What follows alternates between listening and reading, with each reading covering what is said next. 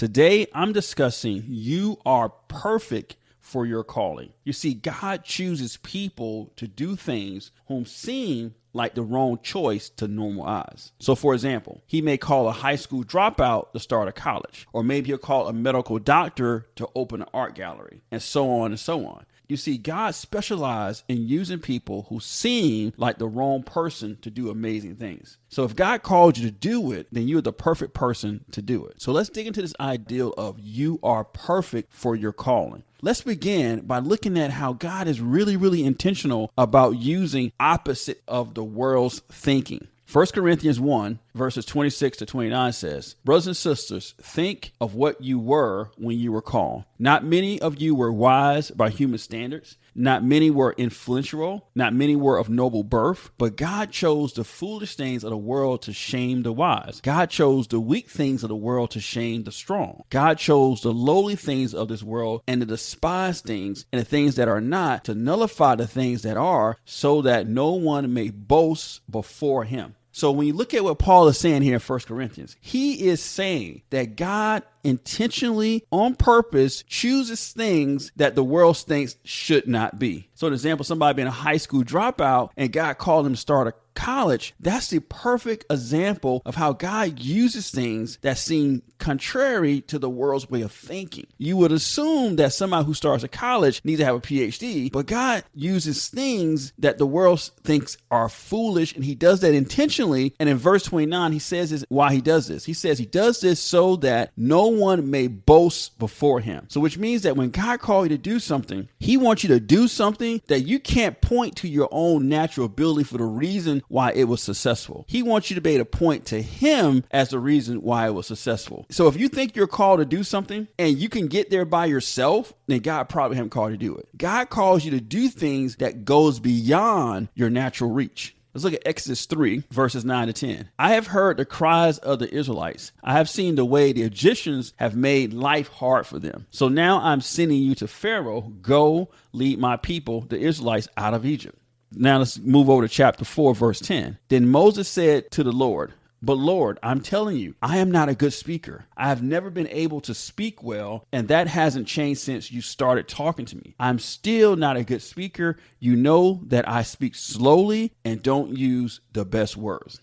Think about what's happening here. God is calling Moses to go to Pharaoh, use these oratorical skills to lay out a case of reason why Pharaoh should let his people leave Egypt. Now, you would think that God will send somebody who will be a great speaker, a great debater, the right negotiation skills. But look, he chooses Moses, and Moses is telling God something that must be completely obvious. Moses is saying, wait a minute, I'm not a good speaker. I don't have the best vocabulary. I don't use the best words. So think about what's happening here. God is using somebody who probably stutters, who has a low vocabulary, but yet he's calling this person to go speak to the most powerful person in the world at that particular moment and to give speeches about letting his people go. So this is what we're talking about, how God uses things that seem like it shouldn't be. It seems like this is not the person that should do this, but yet God intentionally does stuff like this. So if you find yourself in a circumstance or a situation and you feel like you're the wrong person for the job, you're probably the right person for the job.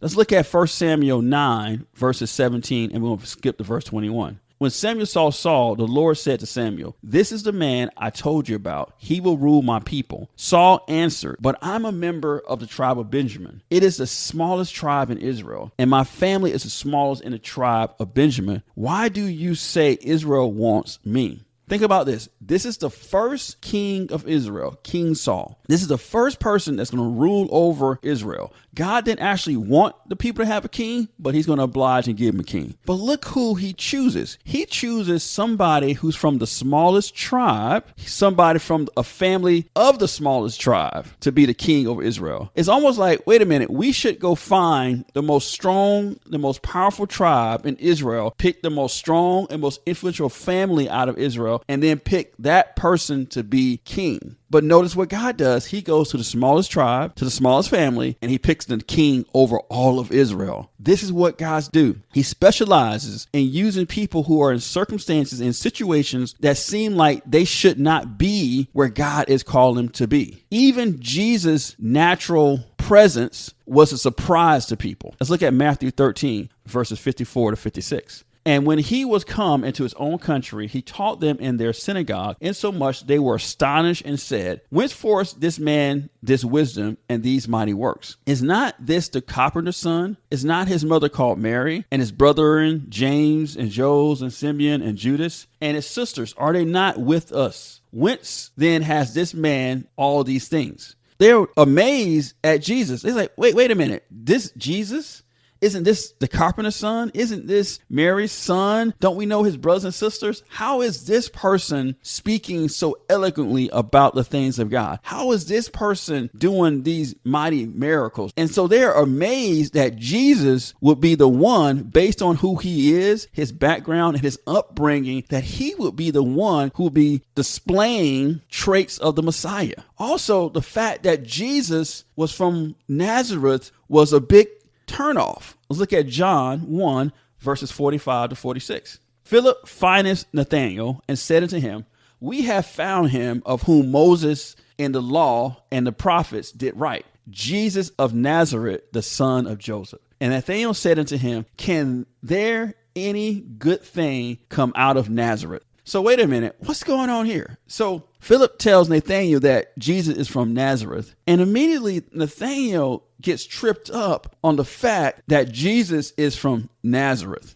Nazareth was a place that wasn't really desirable. This is not like saying Jesus came from Beverly Hills. This is like saying Jesus came from some backwater place, some hood somewhere that most people don't want to go to. And then he's saying, like, wait a minute, how can a Messiah come out of a place like that? And really, that's God's MO, right? That's what he does. He takes people and puts them in places that naturally they should not be. So naturally, Jesus, in the eyes of the people, should not be in this position of this great revelation, these great miracles, and claiming to be the Messiah based on where he's from, based on who his parents were, his brothers and sisters. This shouldn't be the one that's anointed that is the Messiah, but this is what God does. So if you seem to yourself like you're the wrong person for what you believe God has called to do, then you are probably the right person for the call. Now, take me, for example. I'm leading a ministry that equips believers to succeed in their entrepreneurial calling.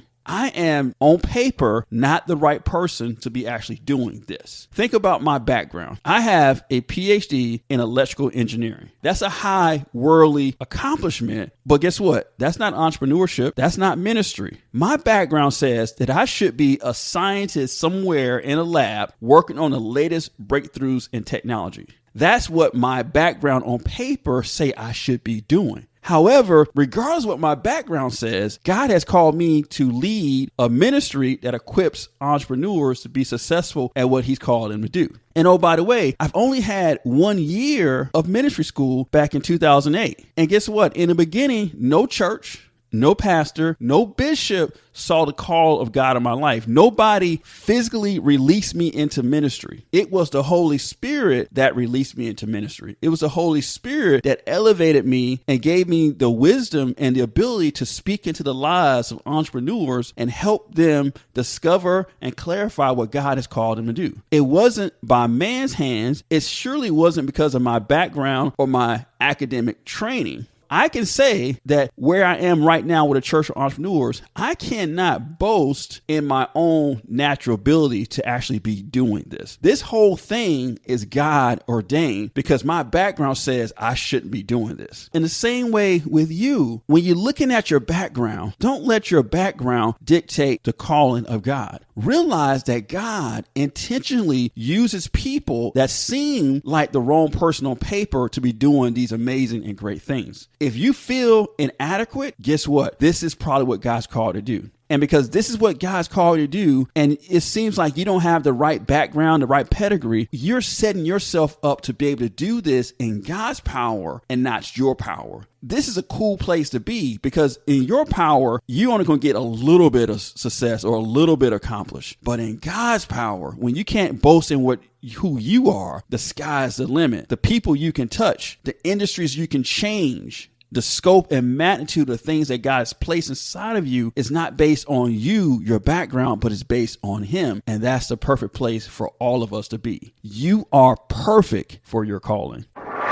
That concludes today's daily word, and I pray that it was a blessing to you. Before we wrap up, if the Holy Spirit is speaking to your spirit to partner with Church for Entrepreneurs, go to churchforentrepreneurs.com/partner. And if you want to connect with our ministry more, go to churchforentrepreneurs.com and join our online community. You guys be blessed, and I'll talk to you soon.